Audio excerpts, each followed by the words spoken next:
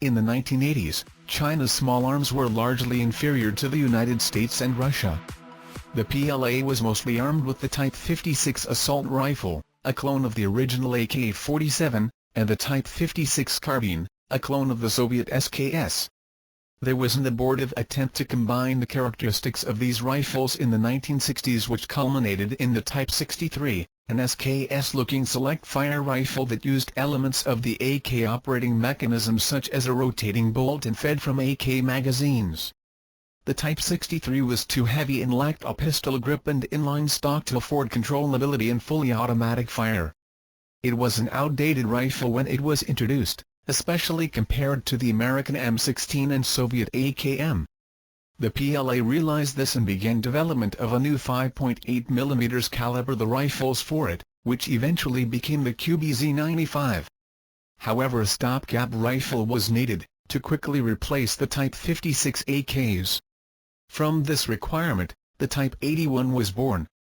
The Type 81 was not meant to be just a rifle. It was meant to be a test of the Chinese ability to develop small arms on its own, instead of simply adapting other designs. Unlike the Type 63 carbine before it, the Type 81 used a gas system of purely Chinese design. It also addressed flaws of the earlier rifles in light of combat experience in the Sino-Vietnamese War. In an attempt to make the rifles more modular and adaptable, the integral folding bayonet of the Type 56s and Type 63 was scrapped in favor of a removable knife bayonet and the provision to mount an underslung grenade launcher. The barrel was also lengthened and given a spigot to allow the Type 81 to launch rifle grenades. It also featured a novel sighting system, ditching the AK and SKS rear leaf sights in favor of a shielded aperture that resembled the early M16s. The earlier Type 56 assault rifle was also considered to have too poor accuracy in single-fire modality, contrary to the Soviet experience in the 1950s. This flaw was also in the minds of Chinese designers, who specifically designed the Type 81 to be more accurate than the Type 56, utilizing a short-stroke gas piston system as opposed to the long stroke used in the Type 56.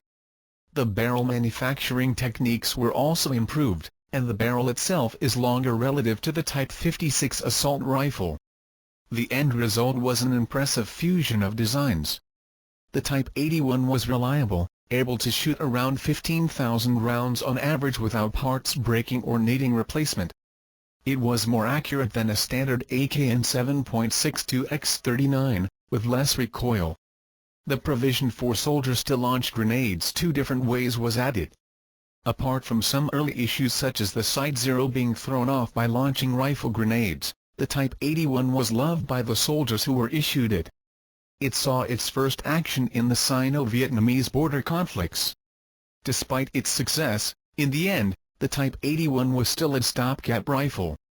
What the PLA really wanted was a rifle in a new true intermediate caliber, 5.8mm.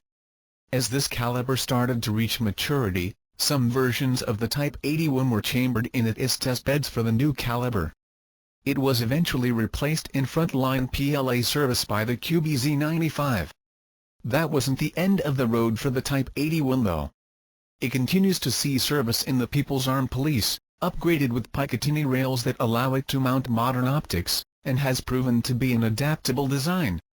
When a new series of Chinese DMRs were revealed around 2015, they too were derivatives of the Type 81 design, despite the new name of CSLR-14. These new DMRs are the Chinese answer to compete with other 7.62 DMR rifles such as the FN Skarn SR-25 on the global export market. China's 1980s stopgap rifle may continue to see service far into the 21st century.